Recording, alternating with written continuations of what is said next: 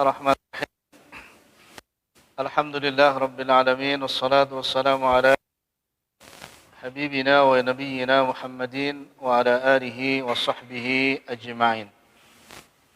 Ikhwatu iman, rahimani wa rahimakumullah jami'an. Semoga Allah senantiasa memberkahi kita dalam berbagai urusan dunia dan akhiratnya. Al-Imam Nawawi rahimahullah ta'ala menjelaskan di dalam kitab beliau At-Tibyan fi Adab Hamalatil Quran.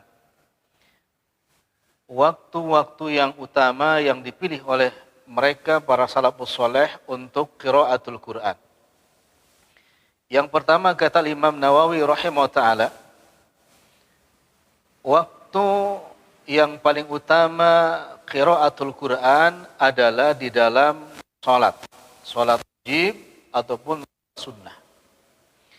Jadi selama ini kita kadang-kadang kurang paham di mana waktu yang utama atau di tempat yang mana waktu yang afdol untuk membaca Quran. Ternyata kata para salafus saleh tidak ada waktu yang utama, tidak ada waktu yang afdol untuk qiraatul Quran, membaca Quran, melainkan Quran yang dibaca di dalam waktu salat.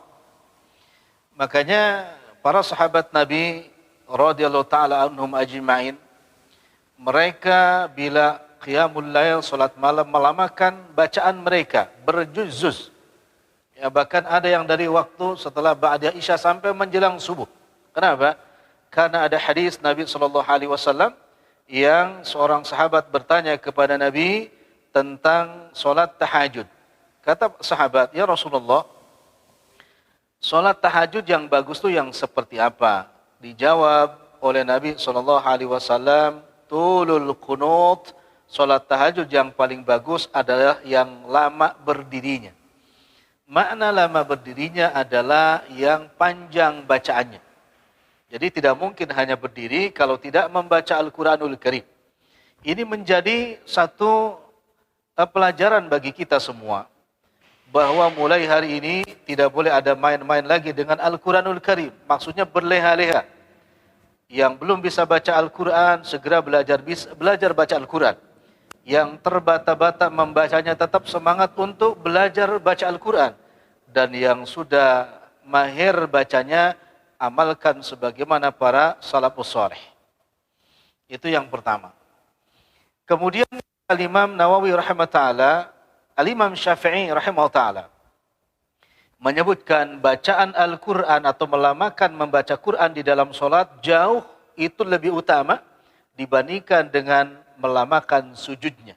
Yang dimaksud di sini melamakan sujud adalah sujud di setiap sujud, bukan hanya sujud yang terakhir saja. Karena ini tidak ada contoh dari Nabi SAW.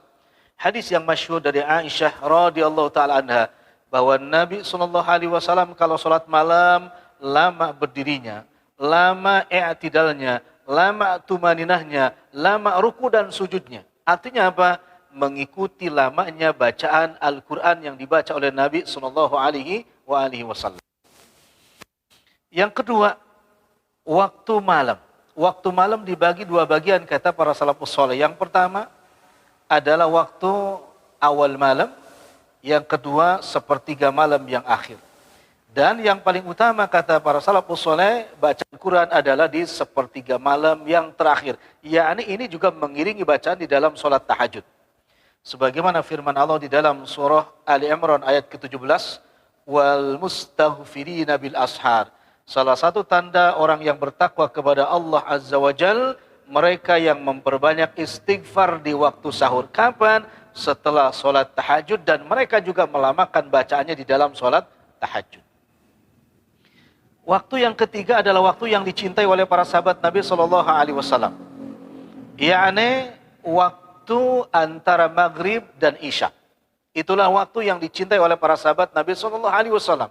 Ini nasihat untuk kita para laki-laki yang tidak ada kegiatan yang sangat-sangat mendadak antara maghrib dan isya, maka kita boleh i'tikaf di masjid, intidor, menunggu waktu isya dan diisi oleh bacaan Quran. Ini sebagaimana para sahabat Nabi, jangan diisi dengan ngongko-ngongko, ngobrol dan lain sebagainya. Tetapi kalau yang punya ilmu, kemudian ada keinginan untuk baca Quran bersama istri, dan anaknya boleh pulang ke rumah, dan maghrib sampai isya diisi dengan membaca Al-Quranul Karim. Yang terakhir, waktu siang.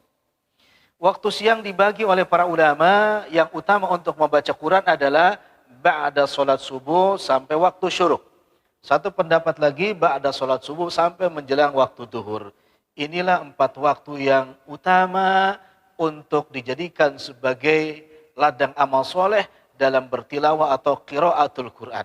Maka kesimpulannya, ikuti cara mereka para sahabat Nabi yang mulia dalam membaca Quran. Tidak terburu-buru, tidak tergesa-gesa, kemudian memilih waktu-waktu yang utama untuk membaca Quran.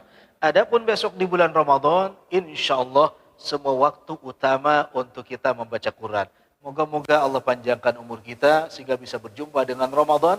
Allah sehatkan kita, sehat walafiat, sehingga Ramadan datang kita bisa mengisinya dengan berbagai amal soleh. Barakallahu fikum. Wassalamualaikum warahmatullahi wabarakatuh.